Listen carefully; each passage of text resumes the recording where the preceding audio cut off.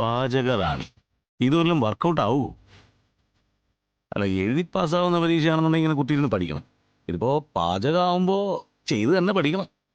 ചിറ്റപ്പൻ ഏതോ ഹോട്ടലിലെ ഷെഫിനെ കൊണ്ട് തന്നെ പാചകമൊക്കെ പഠിപ്പിക്കാന്ന് പറഞ്ഞിട്ടുണ്ട്. പക്ഷെ മത്സരത്തിന് ഷെഫിനെ കൊണ്ടുപോകാൻ പറ്റില്ലല്ലോ. പരിശുദ്ധം കറിമസാലക്കാരാ ഈ മത്സരം സംഘടിപ്പിച്ചിരിക്കുന്നത്. അപ്പൊ കറിമസാല കൂടുതലുള്ള ഭക്ഷണം ആയിരിക്കും ഉണ്ടാക്കാൻ പറയാ. ആ, ഞാൻ അതായി ബുക്കി നോക്കിക്കൊണ്ടിരിക്കുന്നത്. ബുക്ക് നോക്കിക്കൊണ്ടിരുന്ന ഈ ഇരിപ്പ് അവിടെ തന്നെ ഇരിക്കത്തേ ഉള്ളൂ. ഇത് മിക്കവാറും ഇഞ്ചിയും കടിച്ച് വടക്കോട്ട് നോക്കിക്കൊണ്ടിരിക്കുന്ന അവസ്ഥ. വല്ലതും പറഞ്ഞായിരുന്നോ? എന്റെ സുസു, ഞാൻ പറഞ്ഞ് മനസ്സിലാക്കി തരാം. അതെ, ഈ നല്ല ഫ്രഷ് മീൻ വാങ്ങിയത് ഫ്രിഡ്ജിൽ ഇരിപ്പുണ്ട്. മീൻ പൊരിക്കുന്നതിൽ സ്പെഷ്യലൈസ് ചെയ്യണമെന്നുണ്ടെങ്കിൽ കൂടെ വന്നാൽ മതി, ഞാൻ പഠിപ്പിച്ചു തരാം. ഈ ഹോട്ടലിൽ പണിയെടുത്ത് ശീലിച്ചിട്ടില്ലെങ്കിലും ഞാനൊരു കുക്കാണല്ലോ. എന്നാ പിന്നെ ഒരു കൈ നോക്കിക്കളയാം. അയ്യോ, ഒരു കൈ കൊണ്ട് പറ്റൂല. മീൻ ഇങ്ങനെ കിച്ചിക്കിച്ചാന്ന് കൃത്യമായിട്ട് വരഞ്ഞ് മസാലയൊക്കെ തേച്ച് എണ്ണയിലെടുത്തിട്ട് പൊരിക്കണമെങ്കിൽ 2 കൈയും വർക്ക് ചെയ്യണം. വാ, നമുക്കൊരു കൈ നോക്കാം. വാ. ഒരു ചേഞ്ച് ആയിക്കോട്ടെ എന്ന് കരുതി. ഓ, അങ്ങനെ. സുസു, ഞാനിത് ആസ്വദിച്ച് കഴിക്കാൻ പോവുക. ഈ മീൻ പൊരിച്ചാൽ അറിയാം സുസുവിന്റെ മികവ്.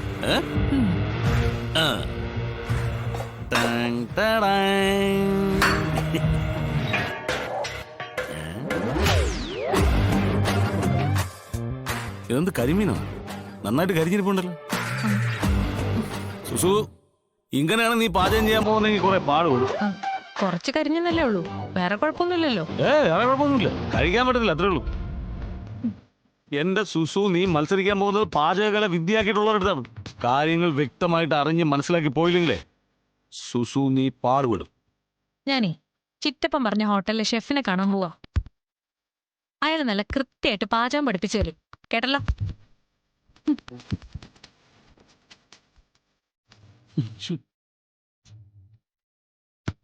ഒന്നുകിൽ ആ ഷെഫിന്റെ ജോലി ഇതോടുകൂടി തെറിക്കും. മുഖവുര ഒന്നും വേണ്ട വിഷ്ണു, നേരെ കാര്യത്തിലേക്ക് കടന്നോളൂ. ഞാൻ വന്നത് ഇക്കോട് മറ്റൊരു സഹായം ചോദിക്കാനാ. എനിക്ക് സ്വന്തമായിട്ടൊരു വണ്ടി എടുക്കണമായിരുന്നു. ലോറിയോ? ഏയ് അല്ലല്ല, ഒരു ഓട്ടോറിക്ഷ. താനെന്താ ലോറി ഓട്ടം നിർത്തി ഓട്ടോ ഓടിക്കാൻ പോവാണോ? അതല്ലേക്ക, ഒരു മാറ്റം വേണമെന്ന് തോന്നി. പിന്നെ ആ സംഭവം കൊണ്ട് ഇക്കൊക്കെയുണ്ടായ നഷ്ടം പറഞ്ഞു നികത്താൻ പറ്റുന്നതല്ലല്ലോ. എന്റെ നഷ്ടം നീ കാര്യമാക്കണ്ട. നിനക്ക് താല്പര്യമുള്ള ജോലി എന്താണോ അതാണ് നീ തിരഞ്ഞെടുക്കേണ്ടത്. ഓട്ടോ ഓടിക്കാനാണ് നീ താല്പര്യപ്പെടുന്നതെങ്കിൽ ഞാനൊരു ഓട്ടോ വാങ്ങി തന്നാ മതിയോ? ഏയ് അല്ല, അത് വേണ്ടക്ക. വേറൊന്നുമില്ല, എന്നെ ബാങ്കിലൊന്ന് പരിചയപ്പെടുത്തി തന്നാൽ മതി. അപ്പൊ ഞാൻ അവിടെ നിന്നൊരു ലോൺ എടുത്തോളാം. അപ്പൊ അതാവുമ്പോ ഓട്ടോ അടിച്ച് കിട്ടുന്നതിൽ നിന്ന് എനിക്ക് കുറേശ്ശായിട്ട് ഈ ലോൺ അടിച്ച് തീർക്കാമല്ലോ. അതൊരു നല്ല കാര്യമാണ്. സ്വന്തം വണ്ടിയാണ് ഓടിക്കുന്നതെന്നുള്ള സംതൃപ്തിയും കിട്ടും. പിന്നെ ഞാൻ പരിചയപ്പെടുത്തുന്നതിനേക്കാൾ കൂടുതൽ ബന്ധം ജില്ലാ കളക്ടറുടെ ഒരു ഫോൺ കോളിനുണ്ട്. അവർ ഓട്ടോ എടുത്ത് വീട്ടിൽ കൊണ്ടുവന്നിട്ട് തരും. ആ ഒരു ബന്ധം പറഞ്ഞ് ലോൺ എടുക്കാതിരിക്കാനാണ് ഞാൻ ഇക്കടെ സഹായം ചോദിച്ചത്. അത് മാത്രമല്ല വിഷ്ണു, ആരെങ്കിലും എന്തെങ്കിലുമൊക്കെ പറഞ്ഞാ ആ കുട്ടിക്ക് അത് ക്ഷീണമാവുകയും ചെയ്യും. അത് സുബേർക്കാക്ക് ഏട്ടത്തമ്മയെ കുറിച്ച് അറിയാനിട്ടാ. എന്ത് പണിയെടുക്കുന്നതിലും അത് മാന്യമാണെങ്കിൽ ഏട്ടത്തമ്മ കൂടെ നിൽക്കും. അത് ഞാൻ ആശാനടുത്തും പറഞ്ഞിട്ടുള്ള കാര്യമാണ്. ആശാൻ ഇപ്പോഴും മനസ്സിലൊരു കോംപ്ലക്സ് ഉണ്ട്. അതിന് മലയാളത്തിൽ ഒരു വാക്കുണ്ടല്ലോ, അപകർഷതാബോധം. അത് നന്നായിട്ടുണ്ട് ആശാന്. അതുകൊണ്ടുള്ള തോന്നല ഈ കാണിച്ചു കൂട്ടുന്നതെല്ലാം. എന്തായാലും ബാങ്കിൽ ഞാൻ വിളിച്ച് പറഞ്ഞേക്കാം. സൗകര്യം പോലെ വിഷ്ണു അങ്ങ് ചെന്നാ മതി. ആ, എന്നാ പിന്നെ ഇവനും കൂടി ഒരു ഓട്ടോ എടുക്കട്ടെ. രണ്ടുപേർക്കും കൂടി ഒരു സ്റ്റാൻഡിൽ കിടന്ന് ഓടാലോ. ഓട്ടോ ഞാൻ മേടിച്ചു തരാം. ഡെയിലി വാടക തന്നാ മതി. അത് ആലോചിക്കാവുന്നതാണ്.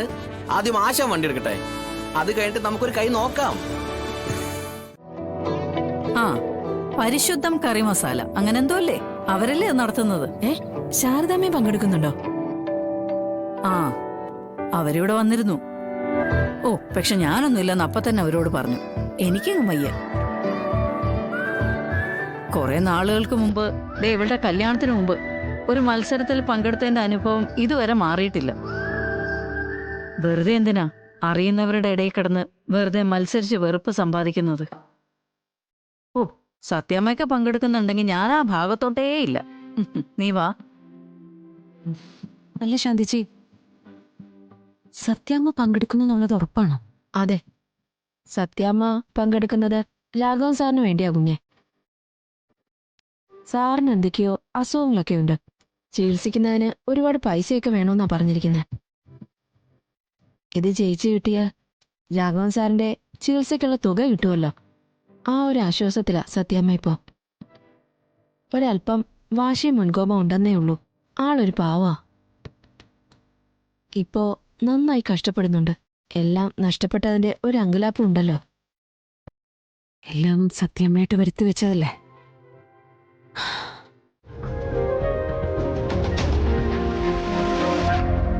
എന്താ ഇന്ന് രാത്രിത്തെ കറി? ബീട്രൂട്ട് തോരനുണ്ട്. പിന്നെ മോൾക്ക് ഇഷ്ടപ്പെട്ട രീതിയിൽ ബീട്രൂട്ട് തൈരൊഴിച്ചും വച്ചിട്ടുണ്ട്. ആ, അപ്പൊ ഇന്ന് ശാരദാമ്മയുടെ മാജിക് മുഴുവൻ ബീട്രൂട്ടിലാണെന്ന് സാരം. എന്തായാലും അക്കാര്യത്തിൽ ഞങ്ങളും ഭാഗ്യം ചെയ്തവരാ. അമ്മയുടെ മക്കളായതുകൊണ്ട് നല്ല രുചിയോടെയുള്ള ഭക്ഷണം കഴിക്കാൻ പറ്റും. ഈ ശാരദാമ്മയുടെ കൈപുണ്യം ഞങ്ങള് മാത്രം അല്ല, ഈ നാട്ടുകാർ മാത്രം അറിഞ്ഞാ മതിയോ? ഈ മൊത്തത്തിലെ കേരളക്കര ആകെ ചർച്ചയാവണ്ടേ? നീ എന്തോ മനസ്സിൽ വെച്ചാണല്ലോ ഈ പറഞ്ഞോണ്ട് വരുന്നത്. അല്ല, അത് ആ കോമ്പറ്റീഷന്റെ കാര്യ. സത്യാമ്മയൊക്കെ പങ്കെടുക്കുന്നു കേട്ടപ്പോ എനിക്കൊരാഗ്രഹം, അമ്മയും പങ്കെടുപ്പിക്കണോന്ന്.